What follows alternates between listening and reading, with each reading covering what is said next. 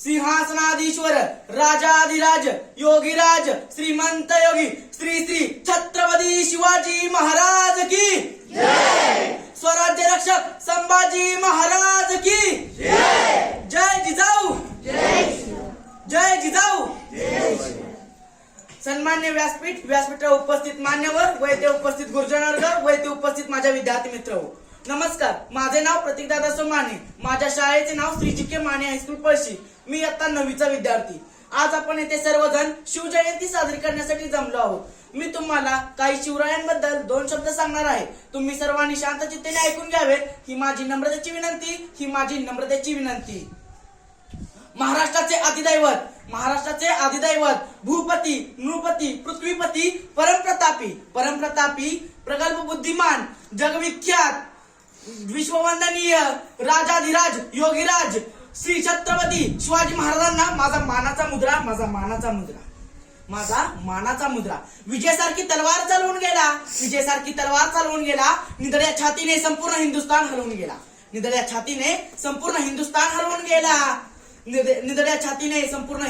हलवून गेला। वाघनक्याने अफजल खानाचा कोथळा फाडून गेला। स्वर्गात गेल्यावरही देवांनी त्याला झुकून मुद्रा केला। असा मर्द मराठा माझा शिवबा होऊन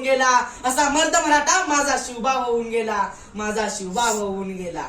आज येथे जन्मलेल्या मातीमध्ये मुलाला सांगावे लागत आहे की छत्रपती शिवाजी महाराज कोण होते। कारण इथली माती जन्मत्या मुलाला मनामध्ये इथली माती शिवरायांचे नाव कोरून ठेवते। शिवछत्रपती हे नाव केवळ भारतातच नव्हे तर संपूर्ण जगाच्या कानाकोपऱ्यामध्ये पसरलेले आहे। कोण होते हे शिवाजी? असे कोणते काम केले होते त्यांनी की आज 350 वर्ष उलटून देखील ही त्यांच्या नावाचा जय जयकार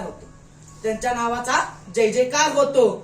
इथल्या लोकांना तर सोडाच, दऱ्याखोऱ्यांना जरी विचारले तर छत्रपती शिवाजी महाराज कोण होते तर ते तुम्हाला सांगतील रुद्राचा अवतार तो वाघाचा ठसा होता। अरे विचार त्या सह्याद्रीला आणि विचार त्या सागरी लहरींना माझा शिवबा कसा होता। कोणी एकेकाळी आम्ही जनावरांसारखे जगत होतो, कोणी एकेकाळी आमचे जीवन जनावरांसारखे झाले होते। आमचा कोणत्याही गोष्टीवर अधिकार नव्हता। जनावर आणि माणूस तर सोडा, पण इथल्या देवळातील देव देखील सुरक्षित नव्हता। अशा परिस्थितीला महाराष्ट्राच्या भूमीला हवा होता एक झंकार, धगमगता पेटता एक अंगार। अखेर ती वेळ आली, सह्याद्रीची गर्जना झाली आणि फाल्गुन वद्य तृतीया शके 1551 19 फेब्रुवारी 1630 रोजी जिजाऊंची पुण्याई आली होती फळाला।